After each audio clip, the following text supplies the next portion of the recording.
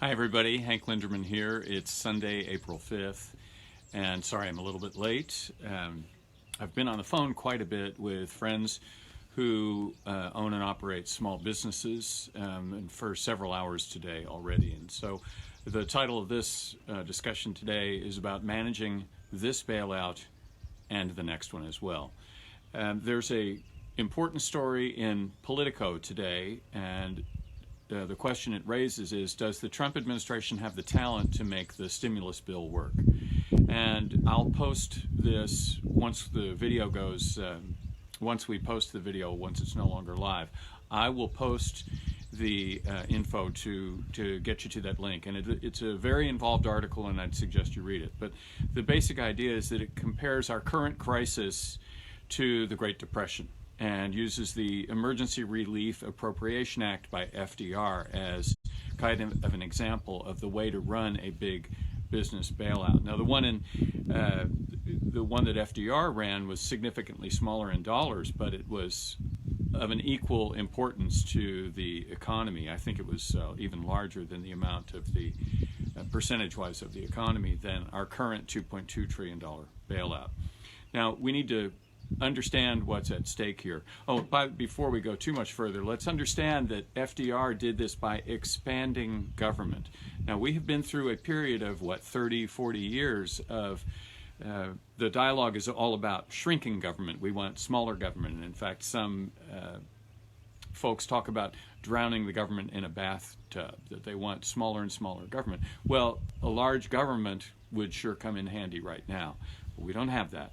Anyway, we will probably need to expand government to get this to go forward. Let's understand what we're up against, and I mostly want to focus on small businesses.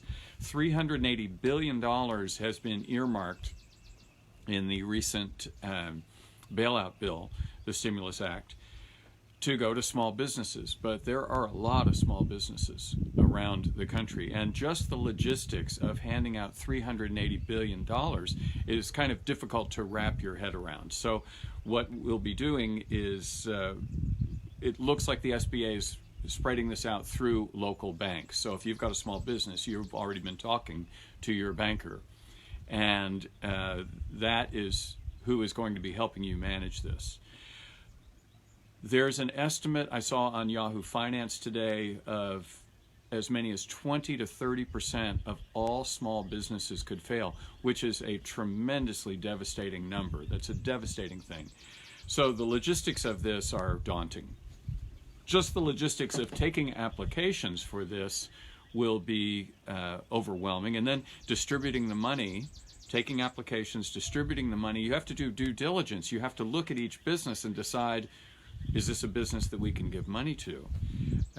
Then there's going to be inevitable corruption. With this much money floating around, there will be people who attempt to misuse it. There will have to be follow-up. And follow-up on a loan like this will mean,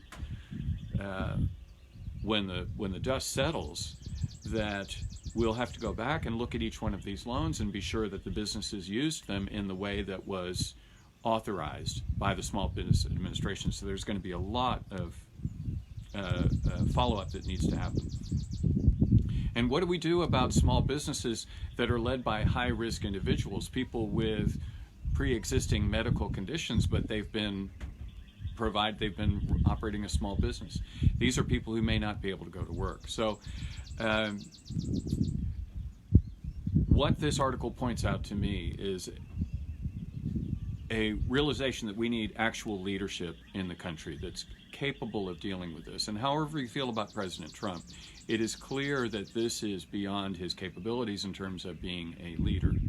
Now, a leader in this position, in the position that President Trump is, he could still choose someone and designate them. They don't like the use of that word czar, but they could designate someone whose job it is to make sure that business survives. And I'm trying to think who would have the talent for leadership in this. You know, we have Dr. Fauci is leading the national response to the actual virus, to the pandemic.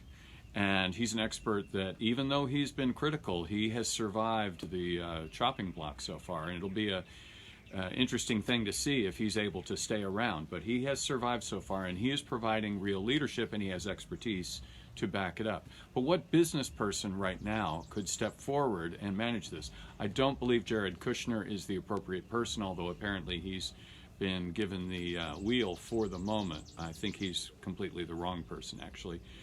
So I started thinking about who would have the talent for leadership, and to me the gold standard, based on seeing the interview with Trevor Noah, would be someone like Bill Gates.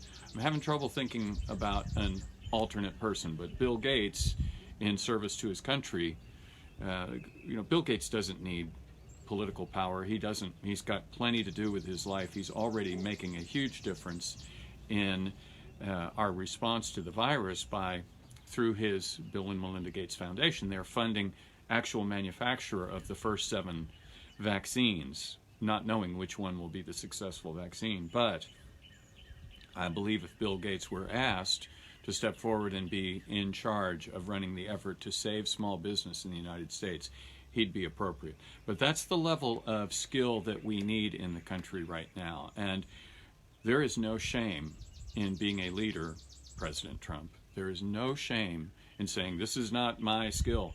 I've chosen this guy because he's the best in the world at it.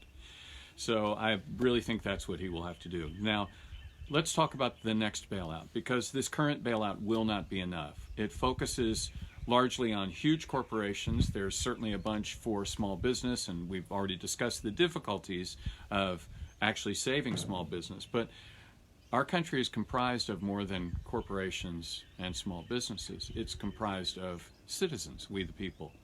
And at the moment, yes, there's talk of a $1,200 check, there's talk of some bailout money, but my suspicion is this will not be sufficient. And what I'm suspecting we are going to have to do as a nation is just open the printing presses, start printing money, and honestly handing it out to citizens.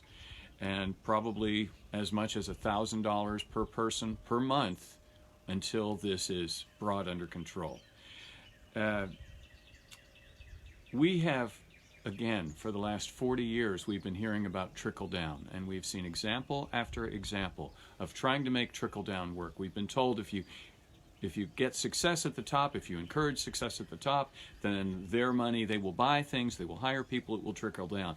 But it has never worked out the way it was sold to us. So what I'm proposing here is trickle up, that we, by distributing money to people who will spend it, they'll spend it on food, they'll spend it on rent, they'll spend it on their payments, they'll spend it to help their small business. Trickle up, that money will be spent and it will enter the economy and restart the economy. So that's my proposal for this. Thank you all for listening today. I don't have anything particularly uplifting right now to share, only because I ran out of time. I know there's some uplifting things out there. Oh, I've got something for you. I spoke to someone who said that on their street they had organized something for Sunday called High Noon, where everyone on the street came out of the house at noon and waved at each other and sang songs to each other, and 50 people showed up on the street to wave at each other, even though they're locked up in the house. So these kinds of things will keep our spirits up, and maybe your neighborhood would be appropriate for High Noon. I can tell you here in Falls of Rough that wouldn't work. Our houses are a little further apart than 50 feet, but we all seem to meet each other on the road when we go for our walk. I go for my walk every day and say hi to lots of friends and lots of neighbors. And staying in touch with your friends, your family, your neighbors will lift your heart up, okay? I'll see you tomorrow. I love you all. Thanks for your help. Send us any comments, any things that I need to be aware of. I've gotten a few videos that I will also share. Thank you all. Have a great day. Take care.